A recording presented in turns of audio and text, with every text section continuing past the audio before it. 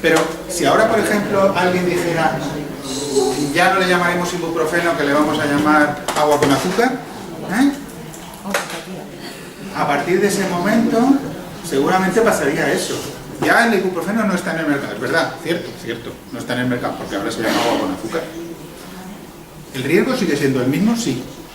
Pero ya no tenemos la sensación hasta que no llegue alguien y diga, el agua con azúcar también es mala para... Pero a veces el cambio ese igual se puede producir sin que nadie tome una decisión o sin... Por ejemplo, cuando la gripe aviar...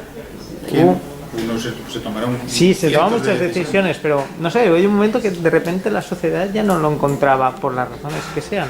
Porque dejan de percibirlo como algo impuesto.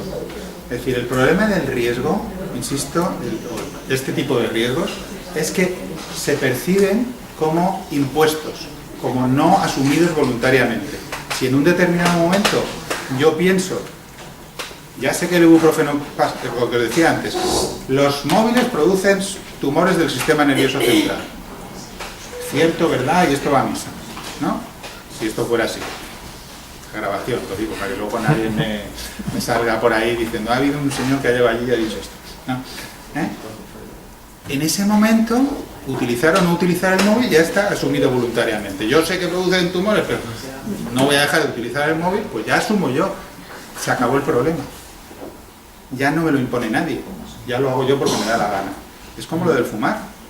Lo del fumar hace 60 años, que no 100, se discutía si lo de fumar podía producir algo o no. El señor de Marlboro salía allí con su caballo y todas aquellas cosas, y esto era la cosa más normal. En las películas se veía a la gente fumando. Los alumnos que estaban aquí sentados, cuando yo estudiaba, no en el Pleistoceno superior, sino hace solo unos años, fumábamos en clase. Yo no. ¿Ves? ¿Ves? No, eso me ha interesado. Esa es la reacción habitual. ¿En clase se fumaba? ¿Cómo que se fumaba en clase? Y en los exámenes no se veía la pizarra. Porque la gente estaba nerviosa y fumaba más. Era para copiar. Y en los hospitales, claro que sí, el médico con el cigarrillo en la mano. Y el paciente también. Y los dos diciéndose que usted no debería fumar. Esto era así. Y ahora os parece inconcebible, que es lo importante. Pero hace... Insisto, aquí no hablamos ya de 60 años, que yo no hace 60 años que acabé la carrera, ¿eh? No voy a decir cuánto, porque no tampoco. Pero, pues hacía, vamos, yo estudiaba en la Facultad de Medicina, que tampoco era, y se fumaba, pero vamos, en clase, fuera de clase, en el hospital, fuera del hospital, en la consulta, en todos sitios, y en el autobús, que tampoco os lo podéis imaginar, en el autobús se fumaba, que si se fumaba en el autobús, madre mía. Claro que sí. Entonces, el problema es que ahora ha cambiado completamente la percepción. A ti te parece inconcebible que esto pueda suceder. Entonces, lo que parecía inconcebible es que a alguien se le ocurre, pero ¿cómo van a prohibir fumar? Por Dios. Ahora mismo, esto puede suceder en el campo de fútbol. En un campo de fútbol hay una opción, además el presidente de la Sociedad Española de Epidemiología, que es un fan del Español, club de fútbol, está intentando que no se fume en el campo del Real Club Deportivo Español. Bueno, claro, lo miran como diciendo que este marciano, ¿cómo quiere que no fumemos en el fútbol? ¿No? Igual dentro de 50 años a la gente del fútbol dice, ¿pero que se fumaba en el fútbol? Bueno, sí. Pero sí, pasa algo. Que algo pasa, no lo sabemos, pero que pasa algo, alguien toma una decisión que es percibida como se acabó lo que pasaba. Bien.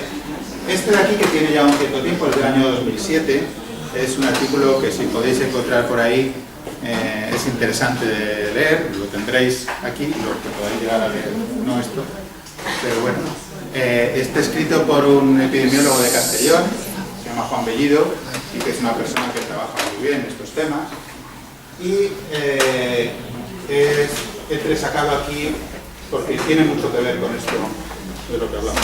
Vamos a llegar. Bueno, lo que os he dicho antes, lo que el ciudadano tiene que saber es que cuando los riesgos son pequeños, los estudios epidemiológicos, es complicado que den un resultado que vaya a misa.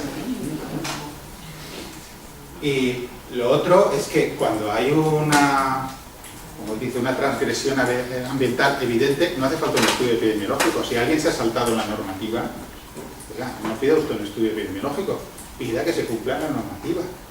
Hagan ustedes un estudio para ver si este nivel de partículas está produciendo un daño para la salud. Pero ¿cuál es el nivel de partículas? ¿Es elevado? ¿Está por encima de lo que dice la normativa? Usted no necesita un estudio epidemiológico, usted lo que necesita es que se aplique la normativa. El ejemplo que él pone es, si alguien va en dirección contraria por una carretera, no hace falta hacer un estudio epidemiológico a ver si es posible que se incremente la probabilidad de que haya un accidente. Lo que hay que hacer es quitarlo de la carretera, ¿no? Pues eso es lo importante. Bueno, voy a saltarme unas cuantas cosas porque si no, me interesa poneros un ejemplo. Voy a saltar muchas cosas. Bueno, esto era lo del principio de precaución, que como os decía antes, se tiene que aplicar cuando hay incertidumbre. Si hay incertidumbre y si hay evidencia, no hablamos del principio de precaución, hablamos de normativa. Pero el problema del principio de precaución es que su aplicación indiscriminada va en contra de la salud de los ciudadanos. Porque a lo mejor es como acusar erróneamente a alguien de un asesinato. El problema no es que se acusa a alguien erróneamente de un asesinato y pasa a mitad de la vida en la cárcel, sino que el asesino ha quedado libre. Ese es el problema del principio de precaución. A lo mejor la culpa se la estamos echando a esto, que eliminamos ese esto, y resulta que la culpa no la tenía eso, y el asesino ha quedado libre. Así que cuidadito con el principio de precaución, que no siempre es lo mejor que se puede hacer. Bueno, esto es lo que nos pasa muchas veces a los técnicos. Acabamos diciendo realmente esto, ¿no? Imaginaros un jefe de policía diciendo, bueno, es un pederasta, pero como actúa de allá para cuando, pues tampoco es un problema, porque ¿a quién le va a afectar? A pocos niños, ¿no? Os lo traía por esto, porque es en un libro de Philip Roth que se llama Némesis, habla de un brote de polio en 1944, cuando la polio era un problemón sin vacuna, es un problemón importante. Entonces hay una conversación entre el profesor del colegio, que se llama Bucky Cantor, y está hablándole a los niños que están yendo al centro de verano, y les está hablando del problema. Claro, ha habido un brote de polio, está la cosa preocupante, y ha habido dos niños, Alan y Herbie, que han contraído la polio y han muerto. Y entonces les está hablando al resto de niños de la clase. Y les dice, para tranquilizarlos, como el ministro de Sanidad de Saramago que antes acabamos, y le dice, la mayoría de los casos de polio son relativamente leves. Y es cierto, eso tiene razón, no todos se morían ni todos llegaban a tener graves problemas, ¿no? Y uno de los niños, Bobby, le dice, pero te puedes morir, que Adam y Herbie se han muerto. Y el señor Cantor le dice, bueno, te puedes morir, pero las probabilidades de que eso ocurra son escasas. Y el Bobby le dice, sin embargo no han sido escasas para Adam y para Herbie. Eso es lo que la población entiende, lo que todos entendemos. Si se han muerto Adam y Herbie, yo también me puedo morir. Y lo que le está diciendo el señor Cantor es, bueno, pero la probabilidad de que esto te ocurra es escasa. Es lo mismo que decíamos anteriormente, es decir, si el pederasta actúa poco, pues lo podemos aceptar, ¿no? Porque total, no va a... Desde el punto de vista poblacional, que es lo que ve el técnico, no va a haber problema. Y el otro dice, ya, pero si te toca a ti, la vas a estudiar. Bien, vamos a intentar acabar con esto de aquí, que es un caso real. Publicado en el periódico Mediterráneo el 15 de enero de 2004. Aquí las fechas me interesa que las retengáis para que veáis. Un transformador en el cole de Burriana. Y dice, el sorprendente número de niños afectados por cuadros cancerígenos. Cuadros cancerígenos. Oído a la palabra. Cuadros cancerígenos. Pertenecientes al colegio Peñagolosa de Burriana. ¿Hay alguien de Burriana? Porque ya que teníamos a alguien de la Alcora, ¿no? Bueno, pues la Alcora no tiene nada que ver de Burriana. Ha desatado la alarma entre los padres del colegio porque sospechan que el origen de estas enfermedades se encuentra en un transformador de energía eléctrica ubicado en la misma valla del centro. En concreto, 3 son los alumnos a los que se le ha diagnosticado leucemia, mientras que otro compañero de solo 3 años es víctima de un cáncer. A ver, ¿cuántas veces hemos utilizado o se ha utilizado en este párrafo algo referente al cáncer. Hemos hablado de cuadros cancerígenos. ¿La leucemia es un cáncer? Sí. ¿Lo tenéis todo claro? ¿Sí? Sí, es un tipo de cáncer. Y el otro es víctima de un cáncer. Ya no es ni un cuadro cancerígeno ni una leucemia, es un cáncer. Fijaros que en el mismo párrafo hemos llamado de 3 maneras diferentes a algo que igual es lo mismo o no. Esto es base de una evidencia anecdótica. Así generamos evidencia anecdótica, ¿no?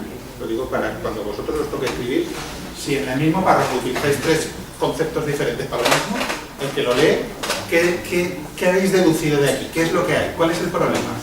¿Cuadros cancerígenos, cáncer o leucemias? ¿Cuál es el problema? Pasa algo, exactamente. Pasa algo. ¿Qué es ese algo? Vale. Lógica es la preocupación, como dice aquí, de los padres de estos chavales, puesto que los propios médicos que les atienden en la FE en Valencia aseguran que el porcentaje de afectados es muy elevado para pensar que es solo una casualidad estadística.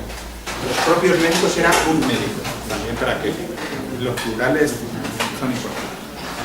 Sin embargo, todos los especialistas consultados de ese médico coinciden en que no hay argumentos técnicos que lo relacionen. Hoy en día el cáncer con antenas de telefonía móvil o transformadores de la luz. Pero estas afirmaciones no pueden evitar la preocupación de las familias. Bien, esta es la primera, día 15 de enero, día 16 de enero. El colegio pide la retirada del transformador por casos de cáncer. El día siguiente, no estamos hablando de... bueno, esto sabéis que lo que se publica el día 15 pues pasó al día 14, lo que se publica el 14 pasó el 13. Bien. Bien. En 3 años se han registrado ya 4 cuadros cancerígenos. Hemos pasado ya, es el mismo periódico, ¿no? Y como podéis suponer, el periódico Mediterráneo no tiene 15 periodistas dedicados a este tema. Aquí ya estamos hablando de 4 cuadros cancerígenos entre el alumnado de la escuela. El director expresa su preocupación, al diagnosticarse el 4º proceso cancerígeno. ¿Es lo mismo un proceso cancerígeno que un cuadro cancerígeno?